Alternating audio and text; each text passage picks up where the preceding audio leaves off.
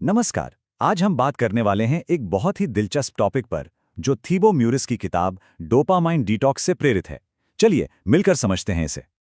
कभी ऐसा लगा है कि किसी काम में मन ही नहीं लग रहा? ये सवाल शायद हम में से कई लोग आजकल खुद से पूछते हैं। लगता है ना जैसे वो मोटिवेशन, वो फोकस कहीं गायब सा हो गया है। और मजे की बात यह है कि इसका जवाब कहीं बाहर नहीं, हमारे अपने दिमाग के अंदर ही छिपा है। तो असली विलन है कौन? असल में एक छिपा हुआ खतरा है जिससे हम सब घिरे हुए हैं, और वो है ओवर स्टिमुलेशन। मतलब हर तरफ से हर वक्त हमारे दिमाग पर इंफॉर्मेशन और एंटरटेनमेंट की बौछार हो रही है, इतनी ज्यादा कि ठीक से सोचने तक का मौका नहीं मिलता। अच्छा, इस पूरी बात को ना एक कहानी से समझते हैं। मिलिए रोहित से। रोहित एक स्टूडेंट है और अगले हफ्ते उसके एग्जाम है। उसने पूरा पक्का प्लान बनाया है। सुबह 9 बजे से पढ़ाई शुरू। तो होता क्या है, सुबह आंख खुलते ही रोहित का हाथ सबसे पहले जाता है फोन पर, और फिर शुरू होता है सिलसिला। एक रील, दूसरी रील, फिर व्हाट्सएप के मैसेजेस, फिर यूट्यूब। वो जो 9 बजे पढ़ाई करने का इरादा था ना, वो कब 10 बज के पार हो गया पता ही नहीं चला। और फिर चलो खाते खाते नेटफ्लिक्स का बस एक एपिसोड देख लेते हैं, और वो एक एपिसोड कब दूसरे में बदल जाता है हम सब जानते हैं। और नतीजा, जीरो पढ़ाई, और बदले में मिला ढेर सारा गिल्ट। और मोटिवेशन, वो तो पूरी तरह गायब। पर बात यह है कि ये सिर्फ रोहित की कहानी नहीं है, ये कहीं ना कहीं हम सबकी कहानी बन चुकी है। और ये कोई पर्सनल फेलियर नहीं है, ये एक बहुत ही कॉमन प्रॉब्लम है। तो सवाल ये है कि आखिर ऐसा होता क्यों है? इसके पीछे का साइंस क्या है? चलिए अब जरा डोपामीन के असली सच को समझते हैं। ये हमारे दिमाग का एक बहुत जरूरी केमिकल है।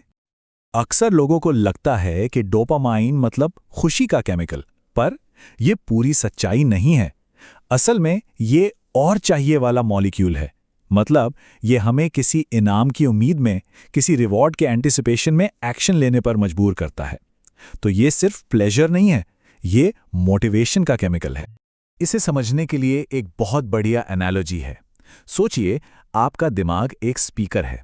अगर आप वॉल्यूम को हमेशा फुल पर रखेंगे तो क्या होगा? धीरे धीरे साउंड क्वालिटी खराब हो जाएगी, फट जाएगी, है ना? बिल्कुल ऐसा ही हमारे दिमाग के साथ होता है। जब social media, games, junk food, इन सब से दिमाग को लगातार डोपामीन का हाई डोज मिलता रहता है, तो वो नॉर्मल, कम मज़ेदार चीज़ों में खुशी ढूंढना भूल ही जाता है। तो देखिए, हमारी एक्टिविटीज़ को हम दो हिस्सों में बांट सकते हैं। एक तरफ है हाई स्टिमुलेशन एक्टिविटीज़, जैसे रील्स देखना। इनमें रिवॉर्ड तुरंत मिलता है, एफर्ट कम लगता है, और ये दिमाग को धीरे धीरे डिसेंसिटाइज कर देती हैं। और दूसरी तरफ है लो स्टिमुलेशन एक्टिविटीज़, जैसे कोई किताब पढ़ना। इनमें एफर्ट ज़्यादा लगता है, रिवॉर्ड देर से मिलता है, पर यही वो चीज़ें हैं जो हमारे दिमाग को असल में रीसेट करती हैं। और यही वजह है कि घंटों सोशल मीडिया स्क्रॉल करने के बाद एक किताब उठाना इतना बोरिंग क्यों लगता है। किताब में विवेक की कहानी है, जिसे पढ़ने का बहुत शौक था, पर जैसे ही उसे सोशल मीडिया की लत लगी, वही किताबें उसे बोरिंग लगने लगी। क्यों? क्योंकि उसके दिमाग को अब क्विक डोपामीन हिट्स की आदत पड़ चुकी थी। तो सवाल ये है कि क्या हम इस चक्र से बाहर निकल सकते हैं? क्या कोई सल्यूशन है? बिल्कुल है, और इसका नाम है डोपामाइन डिटॉक्स। इसे आप दिमाग के लिए एक रीसेट बटन समझ सकते हैं, एक तरीका अपना कंट्रोल वापस पाने का। तो डोपामाइन डिटॉक्स है क्या? सीधा सा मतलब है एक तय समय के लिए उन सभी हाई स्टिमुलेशन वाली चीजों से एक ब्रेक लेना जो हमें इंस्टेंट डोपामाइन हिट देती हैं। ये कोई परमानेंट लाइफस्टाइल चेंज नहीं है, बस एक टेम्पररी पॉज है, ताकि हमारे दिमाग का जो रिवॉर्ड सिस्टम है वो रीसेट हो सके, रिकवर हो सके। चलिए अब एक और कहानी देखते हैं, रिया की। रिया हर वक्त एंग्शियस और बोर्ड महसूस करती थी, कुछ भी अच्छा नहीं लगता था। तो उसने फैसला किया कि वो एक दिन का डोपामिन डिटॉक्स ट्राई करेगी। तो उस दिन रिया ने क्या किया? अपना फोन एयरप्लेन मोड पे डाल दिया, सुबह उठकर सनराइज देखा, अपनी डायरी में कुछ लिखा, 2 घंटे तक एक पुरानी किताब पढ़ी और अकेले ही वॉक पर निकल गई। और दिन खत्म होने पर उसे कैसा लगा? एक ऐसी शांति, एक ऐसी मेंटल क्लैरिटी और ताजगी जो उसने बहुत बहुत वक्त से महसूस नहीं की थी। तो रिया की कहानी सुनकर शायद मन में ये सवाल आ रहा होगा कि ये डिटॉक्स आखिर करते कैसे हैं, क्या करना होता है। चलिए अब जरा प्रैक्टिकल स्टेप्स की बात करते हैं। याद है वो बच्चे वाली एनालॉजी कि हमारा दिमाग एक ऐसे बच्चे की तरह है जिसे बस शाइनी टॉयज यानी चमकदार खिलौने चाहिए। तो डिटॉक्स का पहला कदम यही है, इन चमकदार खिलौनों को पहचानना और इनसे कुछ देर के लिए दूरी बनाना। तो ये चमकदार खिलौने हैं क्या?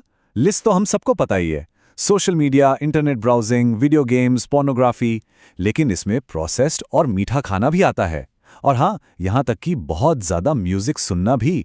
ये सब वो चीज़ें हैं जो हमारे दिमाग को इंस्टेंट रिवॉर्ड देकर हमारे अटेंशन को हाईजैक कर लेती हैं। अब बात आती है तैयारी की, जो कि बहुत सिंपल है। पहला स्टेप, एक दिन डिसाइड कर लीजिए, कोई संडे या छुट्टी का दिन। दूसरा, अपने पर्सनल शाइनी टॉयज की एक लिस्ट बनाइए, वो क्या चीज़ें हैं जो आपको सबसे ज़्यादा डिस्ट्रैक्ट करती हैं। तीसरा, ये प्लान करिए कि उस दिन करना क्या है।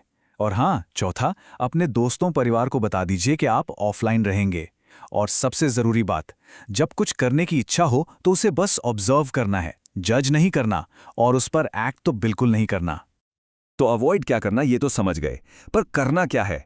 बहुत कुछ है। आप मेडिटेट कर सकते हैं या बस खामोशी में बैठ सकते हैं, बिना फोन के वॉक पर जा सकते हैं, जर्नल लिख सकते हैं, कोई फिजिकल किताब पढ़ सकते हैं, ड्राइंग, पेंटिंग या कोई इंस्ट्रूमेंट बजाना, एक सिंपल सा खाना पकाना, या फिर सबसे मुश्किल और सबसे जरूरी काम, कुछ भी ना करना और बोरियत को गले लगाना।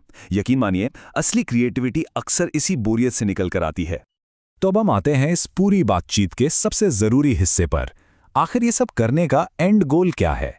इसका असली मकसद है सच्ची आज़ादी, और वो आज़ादी है फोकस।